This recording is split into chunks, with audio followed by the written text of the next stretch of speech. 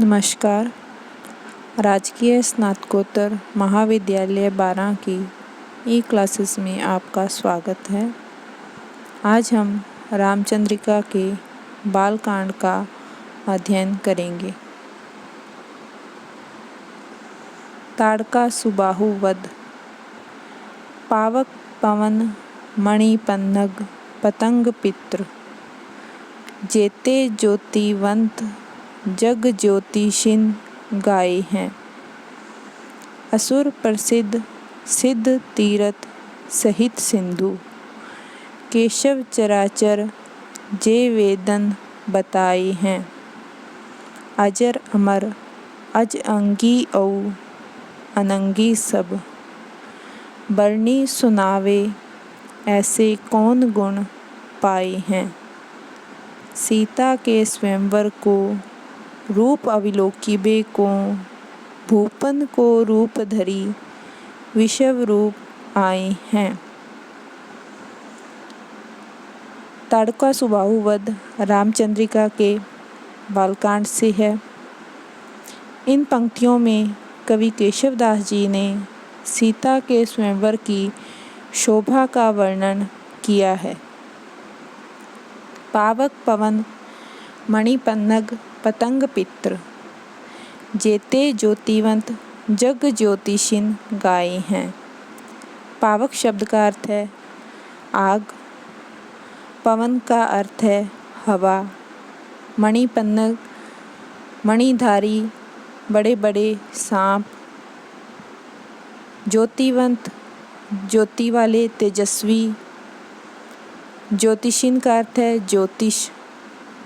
तो इन पंक्तियों में कवि केशवदास जी कहते हैं कि अग्नि, वायु और बड़े बड़े मणिधारी सांप, इसी प्रकार सूर्य तथा चंद्रमा जितने भी अत्यंत प्रकाश वाले प्राणी अथवा पदार्थ जिनका अस्तित्व ज्योतिषों ने इस संसार में माना है। असुर प्रसिद्ध सिद्ध तीरथ सहित सिंधु, सिंधु का अर्थ है समुंदर। केशव चराचर जे वेदन बताए हैं। चराचर चर और अचर, वेदन वेदों से। तो इन पंक्तियों में कवि केशवदास जी कहते हैं कि प्रसिद्ध राक्षस, सिद्ध और समुंदर सहित जितने भी तीर्थ हैं तथा वेदों में जितने भी चर और अचर जीव पदार्थों का वर्णन है। अजर अमर अज अंगी औ अनंगी सब, बरनी सुनावे ऐसे कौन गुण पाए हैं। अजर का अर्थ है जो कभी भी वृद्ध नहीं होता, अमर जो नहीं मरता है, यानी अमर का अर्थ देवताओं से, अज जिसका जन्म नहीं हुआ है, अंगी शरीरधारी, अनंगी निराकार। तो इन पंक्तियों में कवि केशव कहते हैं कि अजर देवता, अजन्मे, शरीरधारी और निराकार आदि जितने भी तीनों लोकों के प्राणी हैं, इनमें से किसी के पास भी ऐसे गुण नहीं हैं जो सीता के स्वयंवर की शोभा का वर्णन सुना सकें। सीता के स्वयंवर को रूप अविलोकिबे को, भूपन को रूप धरी विषव रूप आए हैं। विषव रूप का अर्थ विराट स्वरूपधारी परमात्मा से है। इन पंक्तियों में कवि केशवदास जी कहते हैं कि सीता के स्वयंवर की अनंत शोभा को देखते हुए कहा जा सकता है कि सीता के स्वयंवर को देखने के लिए स्वयं विराट स्वरूपधारी परमात्मा राजाओं के, भूपन शब्द का अर्थ है राजा, तो विराट स्वरूपधारी परमात्मा राजाओं का रूप धारण करके आए हैं। अर्थात सीता के स्वयंवर में तीनों लोकों का सौंदर्य एकत्र हो गया है। सीता के स्वयंवर की शोभा का वर्णन नहीं किया जा सकता। सीता का रूप वर्णन। को है दमयंती इंदुमती रति राति दिन, होही न छबीली छवि इन जो सिंगारिये, केशव लजात जल जात जात वेद ओप, जात रूप बापुरो विरूप सो निहारिये, मदन निरूपम निरूपन निरूप भयो, चंद बहुरूप अनुरूप कै विचारिये। सीता जू के रूप पर देवता कुरूप को हैं, रूप ही के रूपक तो वारी वारी डारिये। इन पंक्तियों में कवि केशवदास जी ने सीता के रूप सौंदर्य का वर्णन किया है। को है दमयंती इंदुमती रति राति दिन, होही न छबीली छवि इन जो सिंगारिये। इन पंक्तियों में कवि केशवदास जी सीता के सौंदर्य का वर्णन करते हुए कहते हैं, दमयंती राजा नल की पत्नी, इंदुमती दशरथ की माता, रति कामदेव की पत्नी। छबीली शब्द का अर्थ है सुंदर। तो इन पंक्तियों में कवि कहते हैं कि यदि दमयंती, इंदुमती तथा कामदेव की पत्नी रति रात दिन अनेक प्रसादों से अपना श्रृंगार करती रहें तो भी सीता के समान सुंदर नहीं बन सकती हैं। केशव लजात जल जात जात वेद ओप।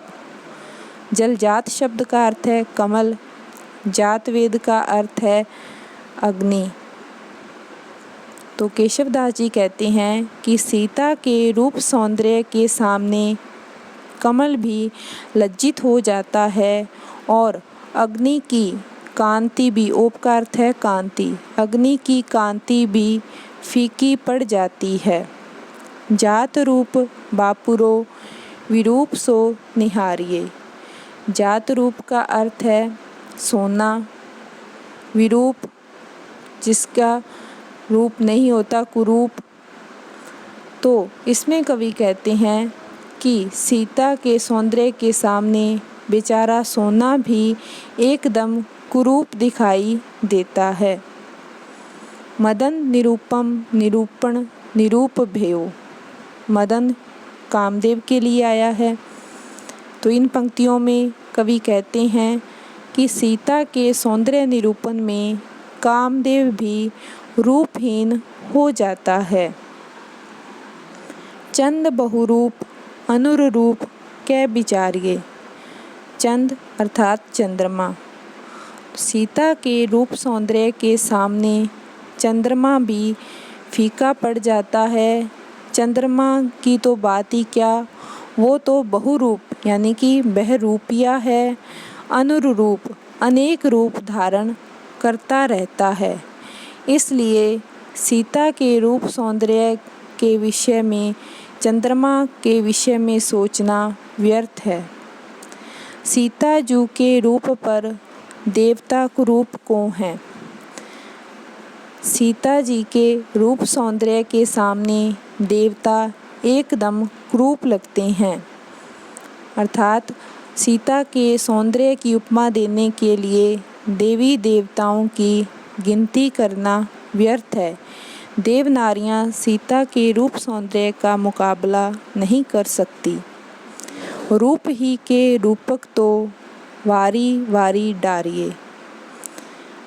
रूप सौंदर्य के जितने भी अलंकार हैं वे सभी सीता के सौंदर्य पर न्योछावर हैं।